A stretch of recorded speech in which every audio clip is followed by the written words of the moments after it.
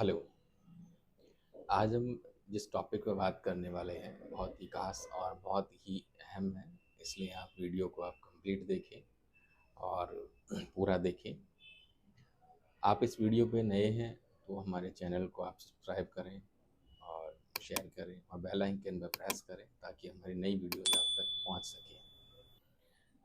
आज हम जिस टॉपिक पे बात कर रहे हैं वो है कि एक लाइफ का एक हिस्सा होता है, चीज़ें होती हैं कि उस घर एक पूरी लाइफ की ज़िंदगी के लिए जो भी पूँजी वो कमाते हैं, अपने पूरे घर के लिए लग जाती है। अक्सर कहीं हमारा यही टॉपिक है कि कोई भी डिसीज़न लेने से पहले, घर परचेज़ करने से पहले आप हमारा वीडियो आप देखेंगे तो हम आपको काफ़ी हेल्प मिल सकती है।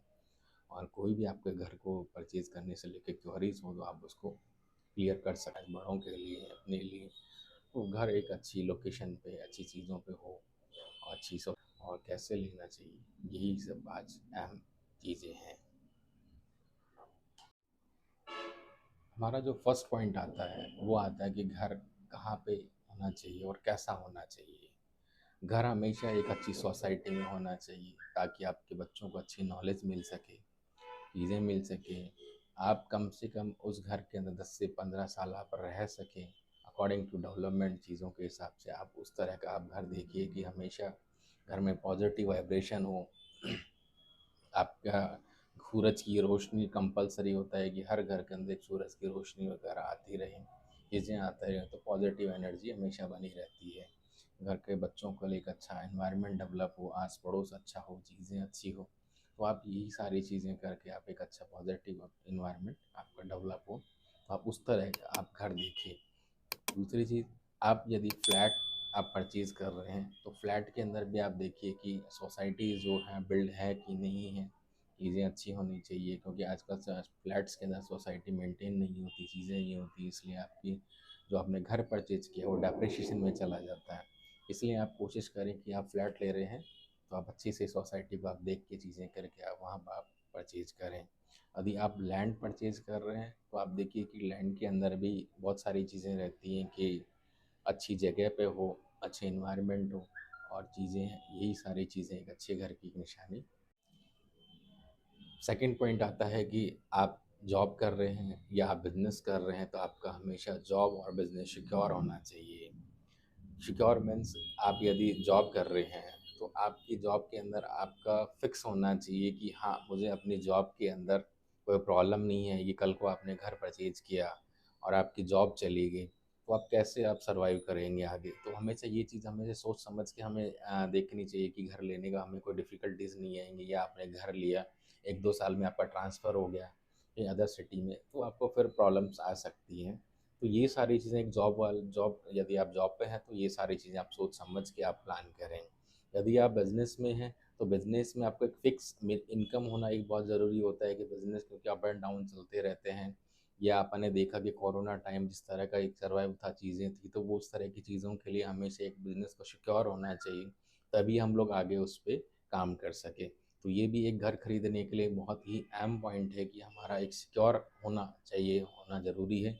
चाहे वो जॉब के अंदर हो, चाहे बिज़नेस के अंदर हो, ये सारी चीज़ें एक घर के लिए बहुत इम्पोर्टेंट होती हैं। थर्ड पॉइंट पे बात करते हैं कि आपके 40 लाख की वैल्यू का जो घर है उसका 25% आपके पास होना चाहिए। 25% होता है कि 10 लाख आपके पास होना चाहिए, तभी आप उसको अच्छे से ऑर्गेनाइज़ कर सकेंगे घर परचेजिंग को लेके। तो आपके पास 25% ईज़िली आपके पास होना चाहिए। अब फोर्थ पॉइंट आता है कि अब 40 लाख की प्रॉपर्टी पे आपको बैंक कितना लोन देगा।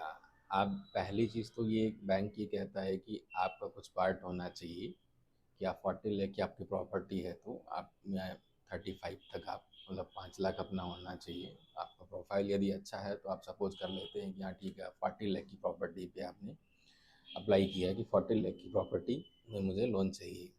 तो मैक्स टू मैक्स जो बैंक कर जो लोन करेगा आपको 85% ही आपको लोन करेगा। 85% आपका यदि प्रोफाइल अच्छा है तो ही 85% तक लोन जा सकता है।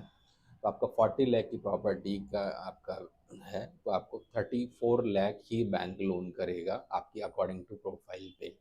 आपका प्रोफाइल बहुत अच्छा है तो आपको 34 लाख आपको मिल जाएंगे बैंक के हिसाब से। अब बैंक ने आपको 34 लाख का लोन सैंक्शन कर दिया है। लोन सैंक्शन होने के बाद पॉइंट्स आते हैं रजिस्ट्री के पॉइंट्स, जो स्टैम्प ड्यूटी के अकॉर्डिंग आप जानते होंगे।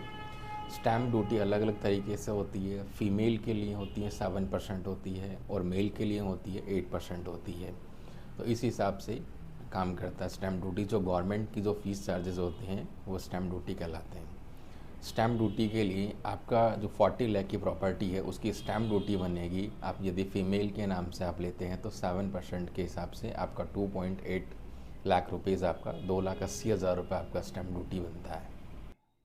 अब आपको जो रजिस्ट्री वैल्यू है उसका जो 7% आपका फ़ीमेल के हिसाब से आप कराते हैं तो 7% उसका स्टैम्प ड्यूटी चार्जेस लगेगा। तो आपका 40 का 7% आपका हो जाता है 2.8 लाख।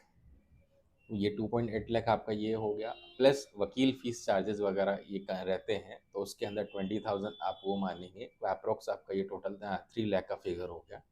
तो आपका 6 लाख जो आपका बैंक ने 34 लाख आपको किया था, तो वहाँ पे 40 के लिए 6 लाख वो और 3 लाख ये, तो आपका टोटल 9 लाख यहाँ पे आपका कंज्यूम हो गया, कि आपका 9 लाख आपका चला गया। अब आपने रजिस्ट्री हो गई आपकी, आपका चीज़ें हो गई, आपने ये सारी चीज़ें कर ली, आप आपके घर की रजिस्ट्री कंप्लीट हो गई। अब आपका घर आपने परचेज कर लिया। अब आगे की प्रोसेस पे अपन बात करते हैं कि आपकी ईएमआई कितने आने वाली है। अब आपका ईएमआई आप हम लोग कैलकुलेटर ओपन कर रहे हैं। ये अपन साइड में अपन ईएमआई कैलकुलेटर आपने ओपन कर लिया। अब यहाँ पे अपन देखते हैं कि आपने 34 लाख का जो लोन 9% इंटरेस्ट रेट से आपकी 20 साल की जो ईएमआई आने वाली है वो 30,591 रुपीज़ आपकी ईएमआई आएगी। ये आपने 34 लाख के हिसाब से। अब आपने अपनी ईएमआई आपने देख ली ईएमआई कैलकुलेटर में। अब आपको क्या करना है कि अपने आपको सिक्योर करने के लिए कि कभी आपको ईएमआई देने वगैरह में कोई प्रॉब्लम्स नहीं आए, क्योंकि समय का कोई पता नहीं होता, चीज़ें नहीं होती। कि कभी जिस तरह से कोरोना टाइम आया था, काफ़ी सारे लोगों को प्रॉब्लम्स आई थी, तो उसके लिए अपन क्या करेंगे कि एक आपका 6 मंथ का ईएमआई का बैकअप आप लेके चलेंगे।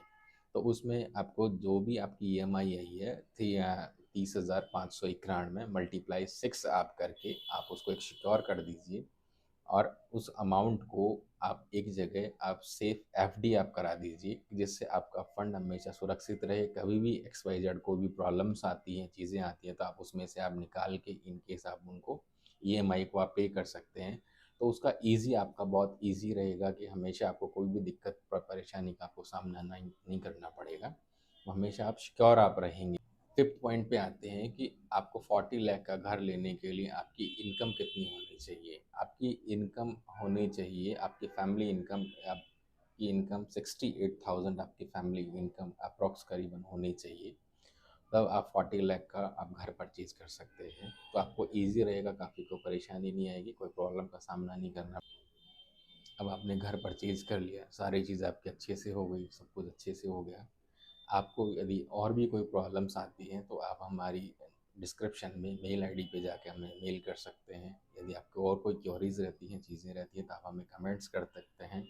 घर परचेज़ को लेके कि आपको कोई प्रॉब्लम्स आती है, चीज़ें आती हैं, तो आप हमें कमेंट्स में जाके कमेंट्स कर सकते हैं। Thank you for watching my video.